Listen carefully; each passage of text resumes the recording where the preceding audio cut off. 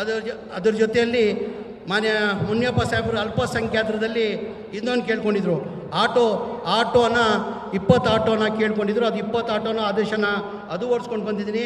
Loan ಬೇಕು, women's loan ಅಂತ, ಅದು 20 ಆದೇಶನ ಅದು ತಂದಿದ್ದೀನಿ. ಗಂಗಾ ಕಲ್ಯಾಣಲ್ಲಿ 10 ಬೋರೋಲನ ಬೇಕಂತ ಕೇಳಿದರು, ಅದು ಆದೇಶನ ತಂದಿದ್ದೀನಿ. ಅದ್ರ ಜೊತೆಯಲ್ಲಿ ತಮಗೆಲ್ಲ ಗೊತ್ತೇ ಇದ್ದಂಗೆ 2020 ಚುನಾವಣೆ ಟೈಮಲ್ಲಿ ನಾವನ್ನ ಘೋಷಣೆನ ಮಾಡಿದ್ವಿ. 5 ಗ್ಯಾರಂಟಿಯನ್ನು ಘೋಷಣೆ ಮಾಡಿರೋದು ತಮಗೆಲ್ಲ ಗೊತ್ತಿರೋದು ವಿಚಾರ. ನಮ್ಮ ಸರ್ಕಾರ ಬಂದು ಒಂದೇ ತಿಂಗಳಲ್ಲಿ ವಿರೋಧ ಪಕ್ಷದವ್ರು ಏನಂದರು, ಈ ಘೋಷಣೆನ ಏನು 5 ಗ್ಯಾರಂಟಿಯನ್ನು ಘೋಷಣೆ ಮಾಡಿದ್ದಾರೆ, ಇದು ಲಾಗೂ ಆಗೋಕ್ಕೆ ಸಾಧ್ಯ ಆಗಲ್ಲ. ಕಾರಣ ಅಂದರೆ ಇದು ಲಾಗೂ ಆಗಬೇಕಾದ್ರೆ 55ರಿಂದ 60,000 ಕೋಟಿ ಆಗ್ತದೆ.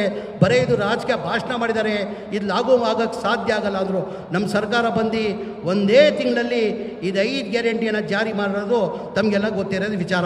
ಇದು 6ನೇ. ನಿಮ್ಮ ಜೊತೆ ಕೆಲಸ ಮಾಡಿದ್ದು ಬಹಳ ಖುಷಿ ಆಯಿತು. ನೀವೇ ಬೆಸ್ಟ್ ಬಾಸ್. ಇಷ್ಟು ಮ್ಯಾನೇಜರ್ ಆಗಿದ್ದೆ, ಇನ್ನು ಮುಂದೆ ಬಾಸ್ ಆಗ್ತೀನಿ. ಹೇಗೆ boss Vala B the boss. Guarantee ಅಂತೀನಿ ನಾನು. 5 ಇದು ಘೋಷಣೆ ಮಾಡಿಲ್ಲ. ಚುನಾವಣೆ ಟೈಮಲ್ಲಿ ನಾವು ಘೋಷಣೆ ಮಾಡಿರಲಿಲ್ಲ.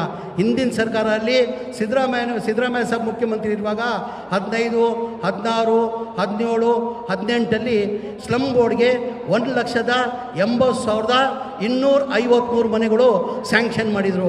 ಅದಾದಮೇಲೆ ಸಮ್ಮಿಶ್ರ ಸರ್ಕಾರ ಬಂತು, ಆಮೇಲೆ BJP ಸರ್ಕಾರ 4 ವರ್ಷ ಬಂತು, ಒಂದು ಮನೆಯೂ ಸ್ಯಾಂಕ್ಷನ್ ಮಾಡಿಲ್ಲ, ಒಂದು ಮನೆಯೂ ಕೊಡೋಕ್ಕೆ ಸಾಧ್ಯ ಆಗಿಲ್ಲ. ಅದ್ರ ಜೊತೆಯಲ್ಲಿ ರಾಜೀವ್ ಗಾಂಧಿ AHP ಸ್ಕೀಮ್ ಅಂತ ಹೇಳ್ಬಿಟ್ಟು 47,860 ಮನೆಗಳು, ಅದೂ ಈ ಮನೆಗಳು ಸ್ಯಾಂಕ್ಷನ್ ಆಗಿದ್ದು.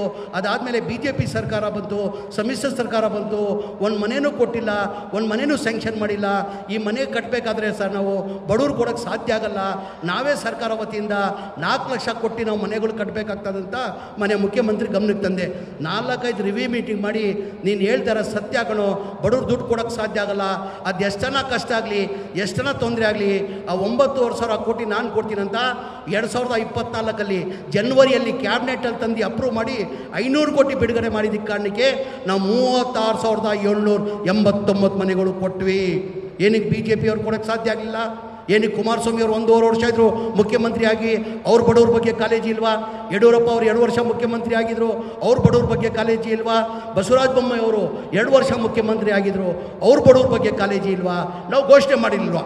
ಚುನಾವಣೆ ಟೈಮಲ್ಲಿ ನಾವು ಘೋಷಣೆ ಮಾಡಿರಲಿಲ್ಲ ನಾವು ಮನೆಗಳು ಕೊಡ್ತೀವಂತ.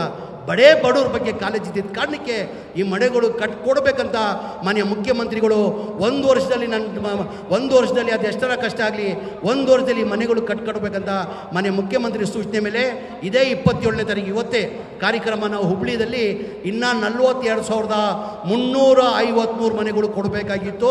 ಮಾನ್ಯ ನಮ್ಮ AICC ಅಧ್ಯಕ್ಷರು ಅವ್ರು ಬರ್ತೀನಂತ ಹೇಳಿದ ಕಾರಣಕ್ಕೆ ನಾವು 1 ವಾರ ಮುಂದಾಕಿದ್ವಿ. ಇನ್ನೂ 42,345 ಮನೆಗಳು ಬರೋ ತಿಂಗಳಲ್ಲಿ ಮೊದಲೇ ವಾರದಲ್ಲಿ ಕೊಡ್ತೀವಿ. ಏನಕ್ಕೆ ಅವ್ರು ಕೊಡೋಕ್ಕೆ ಸಾಧ್ಯ ಆಗಿಲ್ಲ? ದಯಮಾಡಿ ಇದೆಲ್ಲ ತಾವು ಅರ್ಥ ಮಾಡ್ಕೊಳ್ಬೇಕಾಗ್ತದೆ.